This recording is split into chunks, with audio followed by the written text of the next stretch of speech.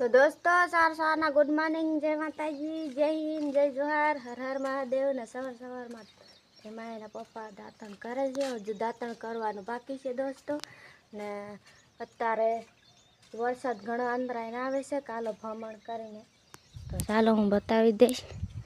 જોઈ શકો છો સવાર સવારમાં વરસાદ આવવાનું તૈયારી કરે છે. આવી રીતે સવાર સવારનું જોવા મળે છે વાડીનો નજારો દોસ્તો. ધીમા એના પપ્પા દાંતણ કરે છે, હું પણ દાંતણ જ કરું છું ને બકરાનું બધું વારવાનું બાકી છે.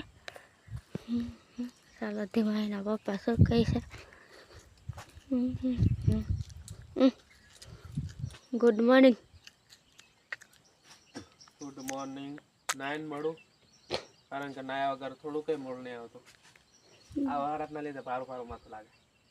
તો હજુ નાવાનું પાણી મેં હજુ ગરમ કરવાનું બાકી છે, તો આપણે મૂકી દઈશું જલ્દી, પછી ગરમ થઈ જાય એટલે પછી નહીં લઈશું આપણે.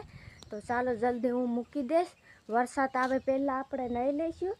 અને આ તો કાલો ભમણ હાઈને આવે છે એટલે આવવાનું તૈયારી છે લાગે. અને આ આવી અમારી મફરી થઈ ગઈ છે દોસ્તો, જોઈ શકો છો. અને હવે આજે તમને જોઈને ખબર પડશે તો એન સુધી બને રહેજો દોસ્તો. લાઈક સબસ્ક્રાઈબ કરવા ભૂલતા નહીં, લાઈક સબસ્ક્રાઈબ કરી લેજો. ચાલો હું જલ્દી પાણી મૂકી દઈશ. હજુ ધીમાએ પાણી નથી મૂક્યું એવું કહેશે ધીમાઈના પપ્પા. તો ચાલો આપણે જલ્દી મૂકી દઈશું અને પછી ધીમાઈના પપ્પા નાહી લેશે. હજુ દીવા બત્તી કરવાના બાકી છે, તો આપણે જલ્દી નાહીને પછી કરી લઈશું.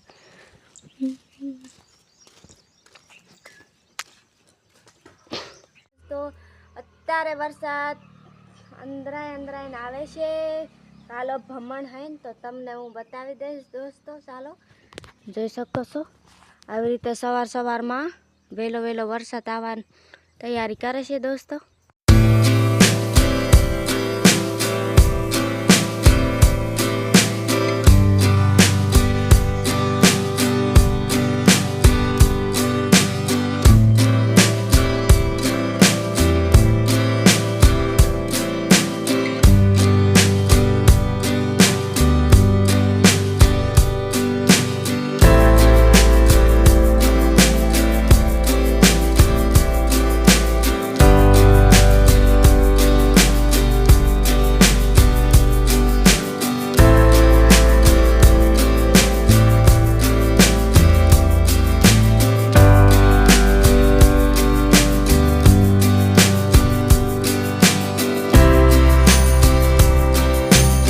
પાણી મૂકી દીધું છે, તો ચાલો બતાવી દઈશ તમને.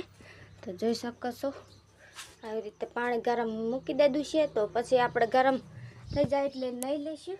તો ત્યાં સુધી એમ સુધી બને રહી ગયા અમારા બ્લોગ વિડીયોમાં દોસ્તો. ખાવાનું મરચાં ભીંડા ને એવું બનાવવાનું છે ને ધીમા એના પપ્પા બધું કાતરી નાખ્યું છે. તો આપણે પહેલાં મરચાં તળી દઈશું ને પછી ભીંડા બનાવશું ને પછી રોટલી તે ઘઉંની બનાવેલી છે એટલે કાંઈ વાંધો નથી. તો ચાલો ફટાફટ બનાવી દઈ. હું ઉડણો ઉડીને ધીમા એના પપ્પા. આજે વરસાદ ઝીમ ચાલુ છે દોસ્તો, એટલે ઠંડી લાગે છે ધીમા એના પપ્પાને. તો ચાલો આપણે જલ્દી બનાવી દઈશું ખાવાનું. તો દોસ્તો અત્યારે ભીંડા વઘારી નાખ્યા છે એટલે તમને હું બતાવી દઈશ, તો તમે એન સુધી બને રહેજો અમારા બ્લોગ વિડીયોમાં. લાઈક સબસ્ક્રાઈબ કરવા ભૂલતા નહીં, લાઈક સબસ્ક્રાઈબ કરી લેજો અને પૂરો વિડીયો જોવા ભૂલતા નહીં દોસ્તો. ચાલો હું ભીંડા વઘારી નાખ્યા છે એ પણ બતાવી દઈશ, ને મરચાં પણ તળી નાખ્યા છે દોસ્તો, એ પણ હું બતાવી દઈશ પછી. ને અત્યારે ધીમાઈ શું કરે છે, પાકેટ લઈને ફર કરે છે. ને ચાલો આપણે જલ્દી બતાવી દઈશું દોસ્તોને. સોલો પણ નથી ધપતો, ઉલાઈ જશે લાગે. ચાલો હું ધપાડી દઈશ. અંધારું દેખાય છે બધું.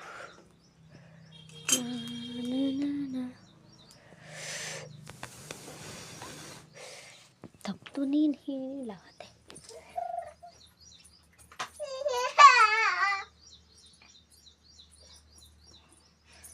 પછી આ જગ્યાની તાર કો કામ છે ધીમો, કો કામ છે તારું અહીંયા? ચાલો આપણે જલ્દી આને સાલવી દઈશું ને બતાવી દઈશું, તો એમ સુધી બને રહીજો.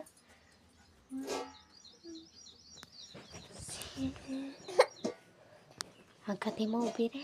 ઉઈ સોટી ભરી દીધું. એ બાપા ઘણું ગરમ થઈ ગયું હતું. કેવા ભીંડા બન્યા છે ધીમું? આપણે આજે ભીંડાનું શાક બનાવ્યું છે ધીમું. તારે ભીંડા ખાવું છે ધીમું?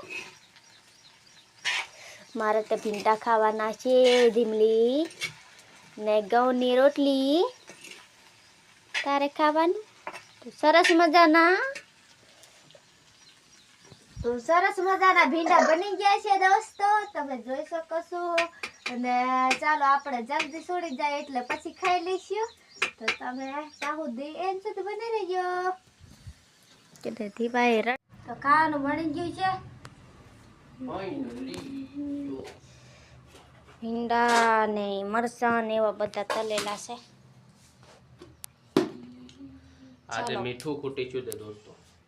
એટલે ખાવા માંડો. ચાલો આવી જા. હાલો કે હાલો હાલો. ચાલો ફટાફટ ખાઈ લઈશું. મને હવે ભૂખ લાગી છે.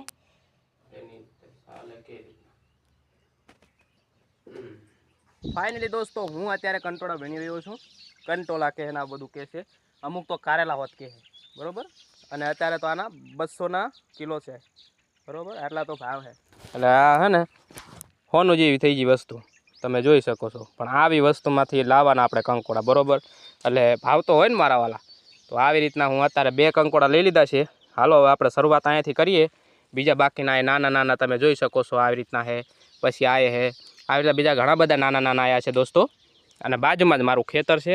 અહીં તમે જોઈ શકો છો રોડ ઘાંગધ્રાથી આવે છે અને આ બાજુ કંકાવટી જાય છે. રોડ ઉપર જ છે. તમારે ગમે ત્યારે આટો મારો ને મારી જજો તમ તાર.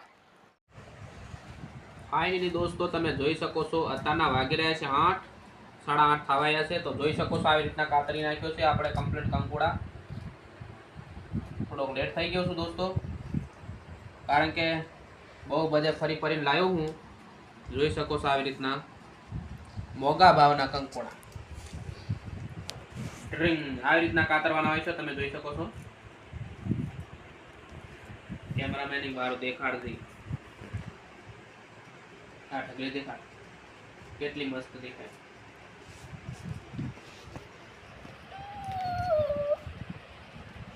બસ પૂરા થઈ ગયા, જોઈ શકો છો કમ્પ્લેટ. આવી રીતના તમે કેવી રીતના કાપીને રાંધો છો એ તમે કોમેન્ટ બોક્સમાં લખીને જરૂરથી જણાવજો, બરોબર.